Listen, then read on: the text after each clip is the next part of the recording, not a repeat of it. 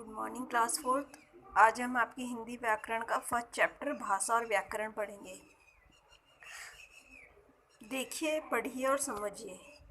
इस चित्र को ध्यान से देखिए।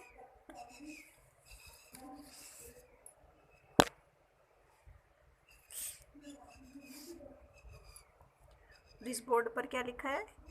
कृपया यात्री यहाँ बैठकर अपनी गाड़ी की प्रतीक्षा करें। ये वेटिंग रूम है, प्रतीक्षालय। ये ऊपर दो चित्र दिए गए हैं।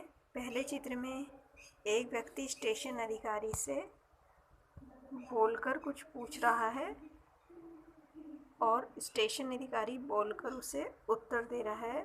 दूसरे चित्र में लिखे हुए बोर्ड को पढ़कर व्यक्ति एक सूचना को समझ रहा है। यही भाषा है। चित्र देखकर आपको समझ लेना कि यही भाषा है। ये बोर्ड देखकर पढ़ के समझ रहा है कि यात्री यहीं पे इंतज़ार करे अपनी गाड़ी का, और ये पूछ रहा है, वो भी बोलकर और वो भी। भाषा एक साधन है जिसके द्वारा बोलकर या लिखकर हम अपनी बात दूसरों को समझाते हैं और उनकी बात को समझते हैं। उसे क्या कहते हैं? भाषा कहते हैं। देखिए, भाषा के दो रूप होते हैं, मौखिक भाषा और लिखित भाषा। भाषा के कितने रूप होते हैं? दो। मौखिक भाषा किसे कहते हैं? दूसरों की बात सुनकर समझना और अपनी बात बोलकर समझाना ही मौखिक भाषा है। जैसे उदाहरण दे रखा है, ये देखो, आप कैसे हो, ये दोनों बात कर रहे ना, मैं ठीक हूँ। बातचीत हो रही है आपस में। रेडियो पर प्रसारित सूचनाएं, सब रेडियो सुन रहे हैं ना, न्यूज़। ये क्या हो रहा है? मंच पर भाषण हो रहा है। ये क्या रहा है? डॉक्टर का मरीज का हालचाल पूछना और रोगी द्वारा बताना। ये हमारी क्या है? मौखिक भाषा है। मुंह से बोलते हैं ना जो भाषा। ऊपर दिए गए सभी उदाहरण मौखिक भाषा को स्पष्ट करते हैं। दूसरी है लिखित भाषा। लिखित भाषा क्या होती है? जब हम अपने भाव या विचार लिखकर प्रकट करते हैं और दूसरे लोग पढ़कर उसे समझते हैं, तो भाषा का यह आदान प्रदान लिखित भाषा कहलाता है। जैसे आप यहाँ पे एग्जाम्पल देखो, परीक्षा में उत्तर लिखते विद्यार्थी, ये कौन सी भाषा में लिख रहे हैं? लिखित भाषा। कवि का कविता लिखना, ये भी लिख रहा है ना। मोबाइल पर मैसेज टाइप करना, ये भी लिखित भाषा है। कंप्यूटर की कीबोर्ड से स्क्रीन पर टाइप करना, ये लिखित भाषा के उदाहरण है। अन्य भाषाएं, विश्व में सैकड़ों भाषाएं बोली व लिखी जाती है ना, आप सबको पता है। जैसे भारत में हिंदी बोली जाती है, जर्मनी में जर्मन, जापान में जापानी, चीन में चीनी, रूस में रूसी, फ्रांस में फ्रांसीसी और इंग्लैंड में अंग्रेजी बोलते हैं। भाषा, भारत की राज्य भाषा हिंदी है और अंतर्राष्ट्रीय भाषा अंग्रेजी है। भारत की राजभाषा कौन सी है? हिंदी है। और इंटरनेशनल यानी कि अंतर्राष्ट्रीय भाषा कौन सी है? अंग्रेजी है। लिपि क्या होती है? प्रत्येक भाषा को लिखने का एक विशेष ढंग या तरीका होता है जिसे उस भाषा की लिपि कहा जाता है।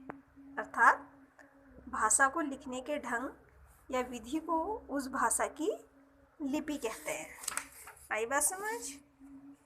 आगे देखिए,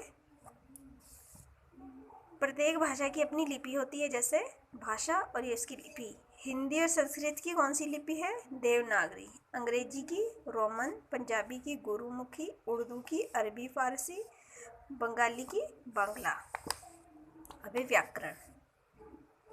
भाषा को शुद्ध रूप से बोलने व लिखने को कुछ नियम होते हैं। शुद्ध भाषा के लिखने के कुछ नियम होते हैं। इन नियमों को हम व्याकरण के द्वारा जानते व समझते हैं। भाषा पर अधिकार पाने के लिए इन नियमों का ज्ञान अति आवश्यक है।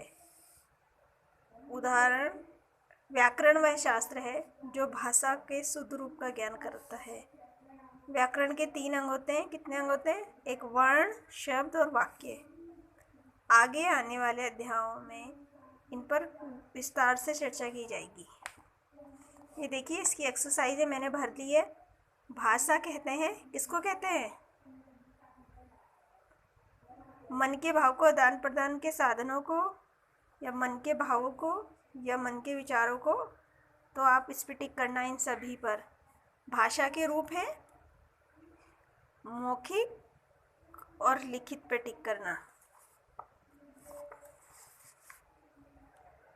पंजाबी भाषा की लिपि है गुरुमुखी पे टिक करना। सेकंड है सही वाक्य के सामने सही तथा गलत के सामने गलत का निशान लगाना है। भाषा केवल लिखित होती है, गलत। मौखिक भी होती है ना। प्रत्येक भाषा की अपनी लिपि होती है, सही। उर्दू की लिपि देवनागरी है, गलत। व्याकरण भाषा का शुद्ध ज्ञान कराता है, सही। उत्तर दीजिए, मौखिक भाषा क्या है? क्या है? पीछे है ना इसकी डेफिनेशन। तो दूसरों की बात सुनकर समझना और अपनी बात समझाना क्या है? भाषा है। लिखित भाषा के कुछ उदाहरण ये आप खुद लिखना। लिपि कैसे कहते हैं? पीछे डेफिनेशन है, लिख लेना। भाषा को लिखने के ढंग या विधि को लिपि कहते हैं। इन भाषाओं की लिपियों के नाम लिखिए। हिंदी की देवनागरी, पंजाबी की गुरुमुखी, संस्कृत की देवनागरी, अंग्रेजी की रोमन, उर्दू की अरबी फारसी, बंगाली की बांग्ला। मौखिक और लिखित भाषा को व्यक्त करने के चार माध्यम लिखिए। जैसा है मौखिक भाषा को एक टेलीफोन से। चार उदाहरण आप ये खुद करेंगे। रचनात्मक कौशल। व्याकरण की दृष्टि से लिखे निम्नलिखित वाक्यों पर सही या गलत। सीता जी सो गया, सही है या गलत? गलत। नमिता की अंगूठी मिल गई, सही। वर्षा हो रहा था, गलत। हमें प्रेम से रहनी चाहिए, गलत। आपस में झगड़ा अच्छी नहीं है, गलत। ये फर्स्ट चैप्टर आपका हो गया है। आज ही के आज कॉपी में आज की हेडिंग डालेंगे, डेट डालेंगे, हेडिंग डालेंगे, भाषा और व्याकरण, और आज सारा का सारा काम ये पूरी ये यहाँ से लेकर 1 2 3 4 5 और ये वाली एक्सरसाइज पूरी फिनिश कर देना। Best of luck.